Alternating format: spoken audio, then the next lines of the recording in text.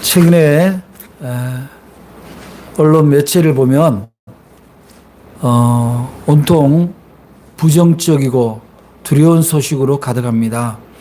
얼마 전에 모 방송국의 손석희 앵커가 세계의 전쟁, 그래서 이른바 핵전쟁, 또 기후위기, 또 하나 뭐였죠?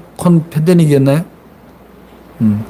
아무튼 그 전쟁의 위기에 대해서 이렇게 이야기를 했어요. 그러니까 그건 다 뭡니까?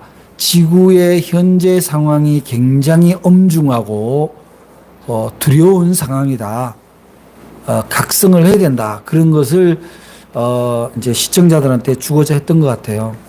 정말 돌아보면 그런 것 같아요. 우리 주변을 둘러보면은 지금이 마치 미중러가 러시아가 마치 냉전 시대로 다시 돌아간 듯한 그런 갈등을 계속 부추기고 있습니다.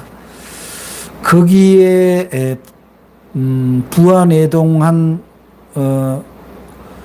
우리 옆에 있는 나라 일본은 점점 군사 대국으로 신장시키려는 그런 움직임과 함께 과거 전쟁을 일으킨 전범 국가로서의 책임이나 반성은 전혀 없고 오히려 그것을 회피하는, 오히려 그것을 책임을 요구하는 이웃 국가들의 혹은 그 국민들을 폄훼하는 그런 망발을 서슴지 않고 있습니다. 그런 와중에 작년에 새로 출범한 정부는 그러한 민족의 어떤 자존 이런 것과 상관없이 전쟁 위기와 핵이라는 것이 국가 지도자 입에서 오르내리는 등 여러 가지 불안 요소와 긴장이 고조되고 있습니다. 교회까지도 이러한 불안 요소에 편승해서 둘로 갈라져서 평화를 노래하기보다는 힘의 논리에 편승하는 그런 안타까운 모습들이 있습니다.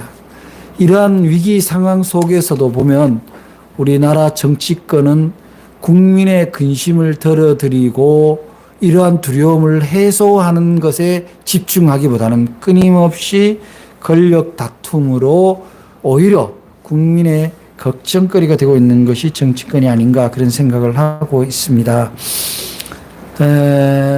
특히 이렇게 작금의 정치 상황을 보면은 사법기관이 그것이 검찰이든 법원이든 지나치게 정치적인 사건에 개입이 많이 되고 있는 현상은 결국 정치에 무력함이 온 거고, 이 정치가 똑바로 못 서는 이유는 그들의 가치가 전도되어 있기 때문입니다. 그 정치인들의 가치가 자기 권력이나 자기 당파의 이익에 집중되어 있고 매몰되어 있기 때문에 그 올바른 가치관 중심으로 움직인다면은 이러한 이른바 자기네들이 만들어 놓은 법에 자기들이 걸려 들어가는 그런 모순이 발생되지는 않았겠죠. 경제 상황은 어떻습니까? 경제 상황은 우크라이나 러시아 전쟁으로 발발되는 에너지 위기, 이것으로 인해서 전 세계가 에너지에 대한 공급에 커다란 위기가 봉착되어 있고, 우리나라 역시 지금 여러 가지 에너지 비용이 상승하여 국민들의 실생활에까지 어려움과 두려움이 일어나고 있는 것이 사실입니다. 어저께 잠깐 뉴스에 보니까 노인들이 전철역 지하에 우르르 모여 있어요. 그래서 왜 여기 계십니까? 물어봤더니 다 혼자 사는 어르신들이고 쪽방에 사는 어르신들인데 낮에 집에 있으면 난방을 틀면은 그 난방비를 감당을 할 수 없기 때문에 전철을 타고 돌다가 좀 피곤하면 나와서 지하철역에서 좀 쉬었다가 그렇게 추위를 이른바 지하철역에서 보낸다는 거예요. 아유, 저 노인들이 젊었을 때 돈을 좀 벌지 이렇게 얘기할 수 없는 상황이 우리에게 다가온 거예요. 왜냐? 앞으로 점차 그러한 노령 인구가 많아질 것이고 그들이 주류 인구가 될 것이기 때문에 그렇습니다. 불확실합니다. 어느 것 하나 안심하고 있을 수가 없습니다. 교회는 전도가 일어나기 참 어려운 시대고요. 교회를 세상 사람들이 보기 그럴듯하게 지어 놓으면은 수평 이동은 잘 됩니다. 그러나 새로 시작하는 교회는 사람들이 오기가 어렵죠.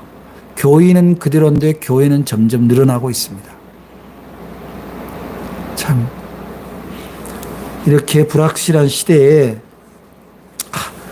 예수 믿는 우리들조차도 하나님을 믿는다고 교회를 다닌다고 우리 인생이 얼마나 바뀔까? 이러한 두려움의 문제들이 해결될 것인가? 내 인생이 정말 안정될 수 있을 것인가? 이러한 것들에 대해서 의심을 하게 됩니다. 그런데 저는 오늘 그런 두려움이 있다는 것이 잘못되었다. 그것은 착각이다. 이런 문제를 얘기를 하고자 하는 것이 아닙니다. 그렇다고 그 두려움이 우리를 반드시 덮을 거다라고 얘기하는 것이 아닙니다. 오늘 우리가 이러한 두려운 시대에 명심해야 되는 것은 하나님이 우리에게 말씀하신 강조하신 것, 명령하신 것.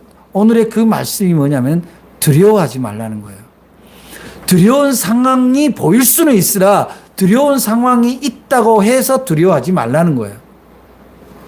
왜 그럴까요? 오늘 그 부분을 우리가 은혜를 좀 받고자 합니다. 두려움은 어떤 거예요? 이런 겁니다. 두려움은 첫째, 진리에 대한 무지, 섭리에 대한 무지로서 오는 두려움이 있습니다. 자, 이런 거죠. 아직까지 종교가 기독교가 전파되지 않는 오지에 가면은 어떤 종교 풍습이 있습니까? 일식이 이렇게 일어나면은 그 추장이 저 일식은 하늘의 저주가 온다는 걸로 이해를 하고 거기에 제물을 바쳐야 된다. 근데 제물을 사람으로 바치죠.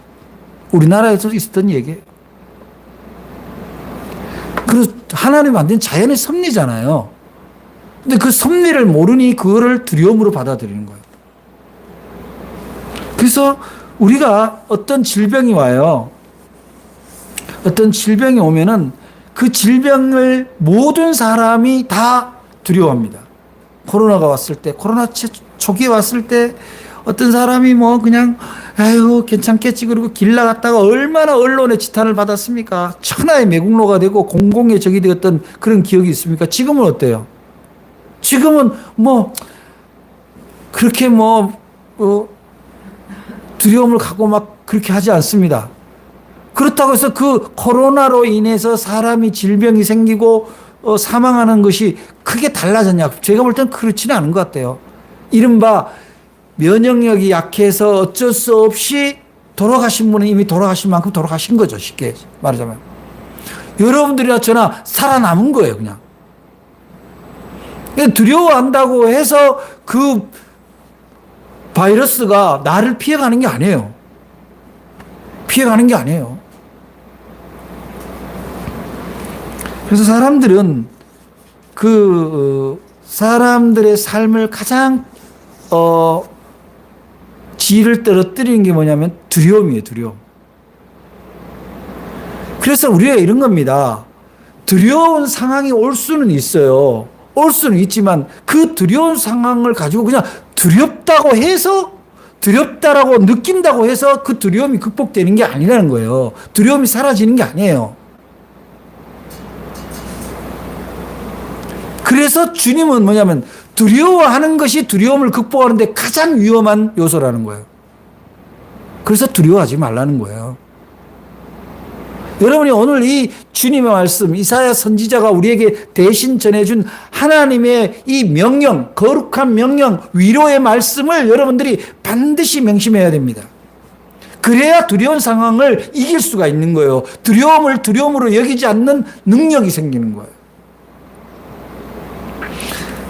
이사야가 이 성경 말씀, 오늘 이사야서 41장을 이사야서를 쓰는 이 시점은 말하자면 기원전 한 7세기, 8세기 정도 중간쯤에 북이스라엘이 결국 아수르에 의해서 지배를 당하게 됩니다. 망하게 되는 거죠. 망하게 돼요. 그 망하게 되면서 이 망하게 되는 과정이 어떤 일이 있냐면 이스라엘 왕국이, 이스라엘 백성이 다른 자기가 믿는 하나님이 자기를 안 돌본다고 생각해서 다른 우상을 만들어서 섬기기 시작한 거예요. 망하기 직전에.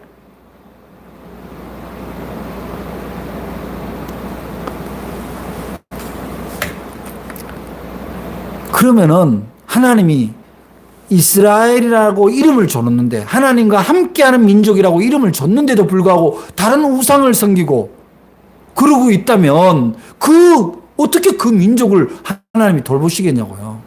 그 백성을 돌보고 싶겠냐고요. 하나님 아닌 다른 거를 해서 의지하고 있는데. 교회가, 특히 교회 지도자들이 특정 정파에 지지하고 매몰되는 것은 굉장히 위험해요. 특히 얄궂은 우상의 종교와 비슷한 색을 가진 그런 사람들을 용납하는 일들은 정말 위험합니다. 마치 지금이 그런 이 북이스라엘이 망하기 직전에 그런 모습이 아닌가, 그런 생각을 하면 하나님 앞에 두려운 거죠. 우리가 무엇을 두려워하겠어요? 그래서 인간은요, 무엇을 갖고 있냐면은 두려움이 있어요. 두려움이 있다 보니까 뭐냐면 힘에게 의지하고 싶어 하는 게 있어요. 힘에게. 왜 가난한 자가 보수를 지지하는가? 그런 책이 있어요. 힘에 의지하고 싶은 거예요. 힘에. 그 안에 뭐냐면 커다란 두려움이 자리 잡고 있는 거예요. 그런데 그 힘이 진실로 자신을 구원할 수 있는 대상에 이게 의지를 해야 되는데, 그렇지 않는 가시적인 것에 의지를 함으로써 그 불안은 해소가 되지 않고 반복되는 거예요. 이 유다 백성들이 이제 얼마나 자기네들이 삶이 피폐하고 아수르에 의해서 망하게 되고 뭐 포로로 붙들려가고 이런 가정 속에 있어서 이 41장 앞에 40장에서는 하나님 앞에 원망을 하는 얘기를 합니다. 40장 27절부터 31절에 보면 이렇게 얘기해요. 왜 우리의 갈 길을 보여주시지 않습니까? 왜 우리의 억울한 탄식의 소리를 외면하십니까? 그렇게 탄식을 하니까 하나님이 말씀하시는 거예요. 28절부터 31절 사이에 너희는 알지 못하느냐, 듣지 못하느냐, 나는 우주를 만든 창조주 하나님이다. 나는 전지전능한 하나님이다. 피곤한 자에게 능력을 주고 무능한 자에게 힘을 주는 이다. 너희가 한 가지만 약속해라. 오직 여호와 하나님만 앙망해라. 하나님만 바라보고 하나님께 소망을 품고 살아. 그러면 너희에게 새 힘을 줄 것이다. 독수리가 날개쳐 올라간 같이 달려가도 곤비지 않고 뛰어가도 피곤치 않도록 너에게 새 힘을 줄 것이다 라고 하나님이 어떤 때 얘기합니까? 왜 우리를 돌보지 않습니까? 왜 외면하십니까? 라고 불평불만과 두려움을 호소할 때 그 말씀을 하신 거예요. 그 말씀 뒤에 이사야가 다시 한번 오늘 41장 말씀을 이어가는 거죠. 오늘 우리에게 이 두려운 시대 상황 속에서 우리에게 하나님이 다시 한번 말씀하십니다. 여러분 41장 10절 우리 다 함께 읽어봅시다.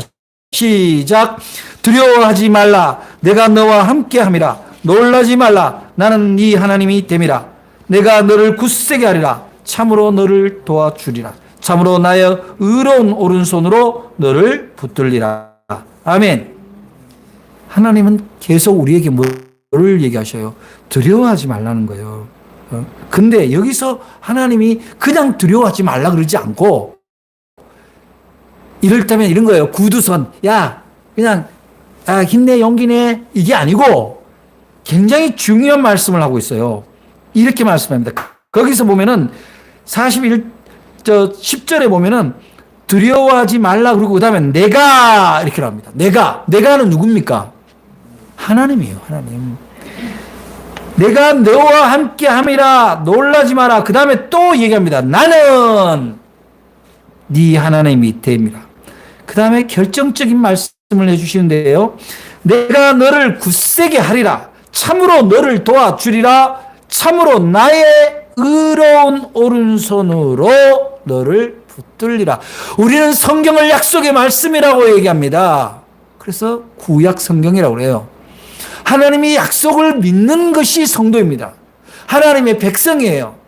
여러분들 시대 상황이, 정치 상황이, 경제 상황이, 국제 정세가 어쩌고 저쩌고 해도 우리는 하나님의 그 약속, 놀라지 말라. 나는 네 하나님이 된다라는 이 우리의 정체성, 우리가 하나님의 자녀라는 그 정체성, 하나님의 백성이라는 그 정체성은 앞에서는 놀라지 말라는 거예요. 보통 사람들이 이야기할 때 그런 얘기를 합니다. 강조하고 정말 자기 진심을 드러낼 때 뭐죠? 자기를 많이 강조하죠. 내 이름을 걸고 내가 반드시, 옛날에 대통령들이 연설하면 어떻게 해요? 본인은 뭐 이렇게 하거나 제가 여러분 앞에 이걸 할 때 뭐예요? 약속이에요, 약속. 여러분, 하나님은 약속하시는 분이에요. 하나님은 신실하신 분입니다. 우리의 삶이 아무리 고달프고 어려워도 하나님을 믿고 의지하면 하나님은 그 약속을 지킨다는 거예요. 그냥 막연한 문제가 아니에요.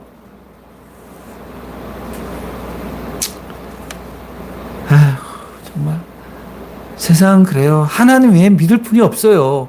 어느 국가 지도자, 정치 지도자가 내가 책임을 지겠습니다, 이렇게 얘기하는 사람이 누가 있습니까?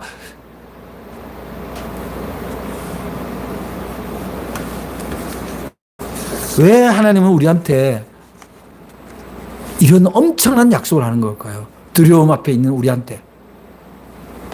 그거는 바로 하나님이 우리를 자녀 삼으셨다는 거예요. 우리의 정체성은 하나님의 자녀라는 거예요. 이 세상 모든 백성이 하나님의 피조물이지만 특별히 택한 백성이 있다는 거. 어떤 택한 백성입니까?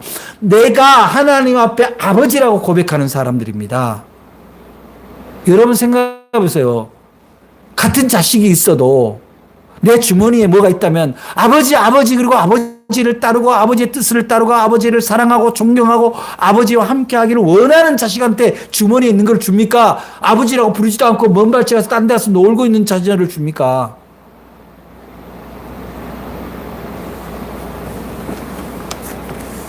하나님은요, 그런 부모의 마음을 갖고 계신 거예요.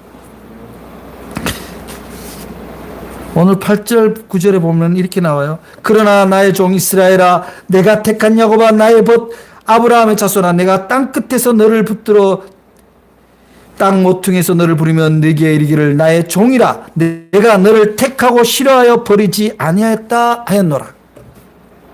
분명하게 하나님은 말씀하시는 거예요. 이 당시 이 유다 백성들에게, 이 패역한 우상을 섬기는 백성들에게 돌아오라는 거예요. 여러분, 두렵다고 딴 데 가면 되겠습니까? 나를 책임질 수 없는, 약속하지 않는 힘에게 왜 자신을 내어 맡깁니까?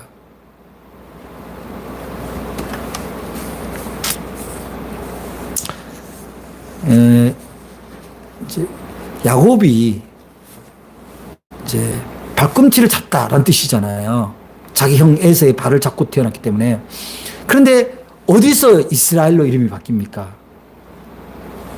자기가 할 수 있는 것이 없다라는 것, 하나님만이 나를 도와줘야 된다라는 것을 하나님과 씨름을 합니다.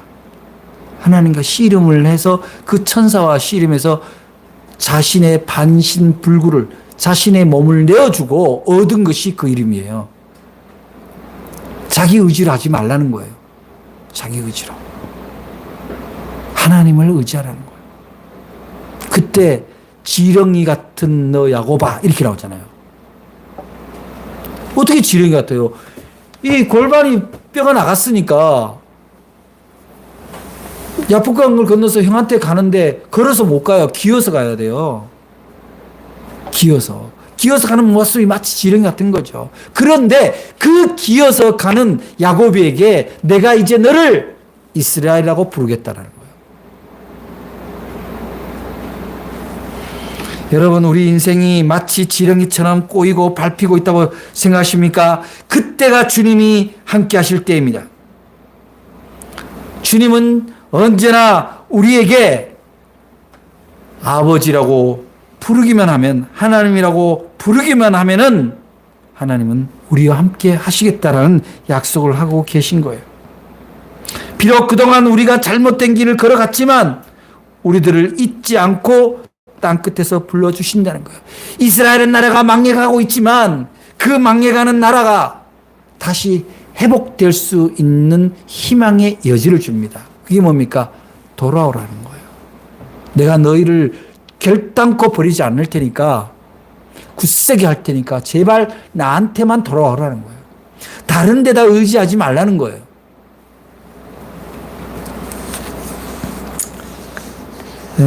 하나님의 사랑은 그런 사랑인 것 같아요. 저도 살아보니까 그런 것 같아요. 하나님은요, 딴 데 정신 팔고 딴 데 가서 뭐 이렇게 얻어먹을 거 없나 기웃거리고 그러면요, 그냥 그렇게 살도록 내버려 둬버려요. 그런데 하나님 앞에 모든 것을 내가 맡기면요, 하나님은 그것을 반드시 들어주신다는 거예요. 우리가 하나님을 때로는 떠나고 하나님을 포기할 때는 있을지 몰라도 하나님은 우리를 포기하지 않으신다는 거예요. 하나님이 우리에게 두려워하지 말라, 내가 너희를 굳세게 하리라는 이 약속의 이유는 뭡니까? 함께하고 싶어 하시는 하나님이에요. 하나님이 태초에 천지를 창조하고 사람을 만든 것은요, 다른 이유가 없어요. 하나님과 함께하고자 하는 뿐이에요. 하나님이 우리한테 요구하는 게 뭐 있습니까? 여러분들한테 무슨 헌금 많이, 재물 많이 갖고 오라고 하나님 요구하시는 분이 아니에요. 함께 하기를 원하는 거예요. 얼마나 단순한지 몰라요. 얼마나 심플합니까? 그러면 너희를 굳세게 해주겠다는 거예요. 두려움을 이기게 해주겠다는 거예요. 그런데 우리들은 어떻게 합니까? 뭔가 교회에서 혹은 신앙 가운데서 나의 양심을 돌이켜서 자꾸 기도하자, 예배드리자, 성경 공부하자, 전도하자, 선교하자 그러면 아유 귀찮아, 나 좀 내버려둬, 레디피 하는 거예요. 마치 자식들이 야 이거 해라 저거 해라 하면 아유 제발 내버려 두세요, 내 인생 내가 살게요, 그렇게 얘기하는 것과 똑같은 맥락으로 여러분들은 여러분의 눈에 보이는 대로 살아가고 있지 않냐는 겁니다. 하나님이 우리가 하나님을 간절하게 찾는 것보다 하나님이 우리를 더 간절하게 함께하고 싶어하는 마음이 오늘 성경 말씀에 있는 거예요. 우리가 뭘 믿습니까? 이렇게 간절한 하나님의 사랑이 있는데.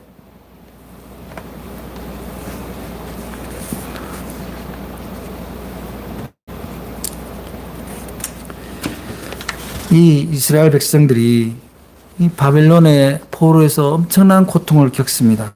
그 고통 가운데서도 하나님을 전적으로 의지했던 다니엘과 그 친구들의 이야기는 유명하잖아요. 여러분, 무엇이 여러분을 지켜줍니까? 여러분은 무엇의 두려움에 잡혀 있습니까? 여러분들이 세상 속에서 살다 보면 지혜를 구하고 싶을 때가 있습니다. 방법을 구하고 싶을 때가 있어요. 그런데요, 우리 감리회를 만든 존 웰슬리 목사님이 우리에게 엄청난 교훈의 말씀을 하는 거예요.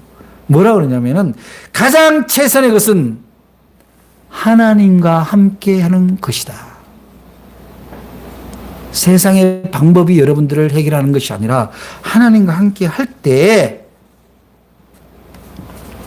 하나님이 우리를 굳세게 해 주신다는 사실을 믿으시길 바랍니다. 킴일스라는 70년대에 아주 유명한 그 한국 출신의 그런 교수가 있었는데, 이분은 이제 성악 교수죠. 근데 이분이 전쟁 때 눈을 잃고 고아가 됩니다. 한국인이에요. 여자분인데, 그래서 그 미군 병사 중사에 의해서 이제 미국으로 가서 입양이 되어서 미국에서 자라서 성악을 하고 찬양을 하게 되는데, 이분이 간증을 할 때 하나님은 어떻게 인도하십니까? 그런 질문을 받으니까 그런 얘기를 합니다. 제가 여러분들이 알다시피 제가 시각 장애인인데, 대부분 사람들이 저를 이렇게 안내하고 인도해 줄 때 100m 전방에 뭐가 있습니다. 1km 전방에 뭐가 있습니다. 이런 얘기 하지 않습니다. 바로 앞에 돌 있어요. 바로 앞에 계단 있어요. 거기 바로 앞에 물 있어요. 그렇게 인도합니다. 그러면 저는 그 얘기를 듣고 그 사람이 안내한 대로, 돌이 있으면 돌을 피하고, 물이 있으면 물을 피하고, 계단이 있으면 계단을 한 계단 한 계단 천천히 올라갑니다.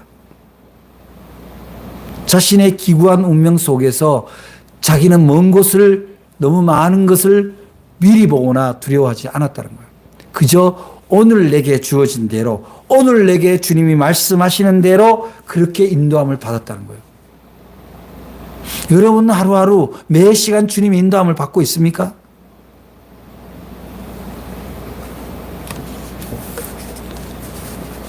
우리는 모를 수 있어요. 하나님이 나를 안다라는 걸. 그러나 하나님이 우리를 모를 수 있다라는 것은 그 자체가 기적이에요. 어떻게 하나님이 우리를 모를 수가 있어요?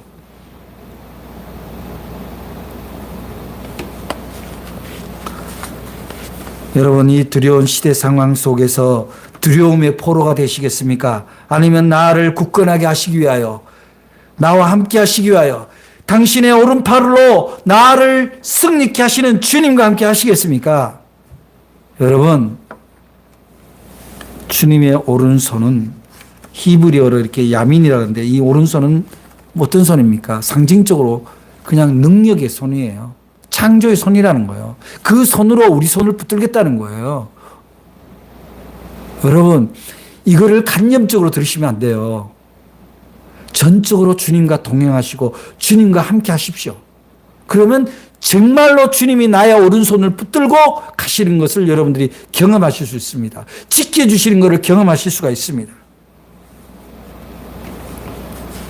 지금 여러분들의 상황이, 개개인의 상황이 마치 지렁이 야곱처럼 꼼짝달싹할 수도 없고 혼자서 아무것도 할 수도 없는 그런 정말 처참한 상태라고 할지라도, 자신의 환경이나 형편을 원망하고 불평하게 하는 것보다는 오히려 그것을 주님 앞에 내려놓고 주님과 씨름하는 여러분들이 되시길 바랍니다. 그러면은 그 실패가 아니라 방향을 바꾸어서 새로운 삶이 열리는, 시작되는 신호로 바뀌게 될 것입니다. 여러분들, 주님은 우리에게 명령하시는 거예요. 두려워하지 마라. 힘을 내라. 내가 너희와 함께 하겠다. 내가 너희를 굳세게 하겠다. 이것은 주님의 뜻입니다. 주님의 뜻이 오늘 여러분들에게 임하게 되기를 간절히 축복합니다. 우리 예수님도 분명히 말씀하셨어요. 내가 너희를 고아와 같이 버려두지 않겠다고. 세상 끝날까지 너희와 함께 하겠다고. 그런데 이 세상에 이 몇 가지 두려운 상황들이 있다고 거기에 매몰되어서 날마다 앉으면 그런 얘기하고 있습니까? 두려움을 극복하면, 두려움을 넘어서면 뭐가 있습니까? 고요한 평화가 오는 거예요. 고요한 평안이 오면 뭡니까? 내 안에서 그 일렁이던 두려움은 사라지고, 그 혼란이 사라지고, 뭡니까? 하나님이 주신 지혜가 나타나는 거예요. 길이 보인다는 거예요. 안개가 걷힌다는 거예요. 그래서 세상은 다시 회복되는 거예요. 인류의 역사는 늘 위기와 고난과 두려움의 역사였습니다. 그 역사를 이긴 사람은 누굽니까? 바로 두려움을 극복하고 하나님의 오른손에 붙들림을 받은 사람들이에요. 여러분들이 바로 그러한 주인공들이 될 수 있기를 바랍니다. 올 한 해도 바로 여러분들의 것입니다. 기도하겠습니다. 사랑의 하나님 감사합니다. 우리가 두려움에 떨고 있는 이런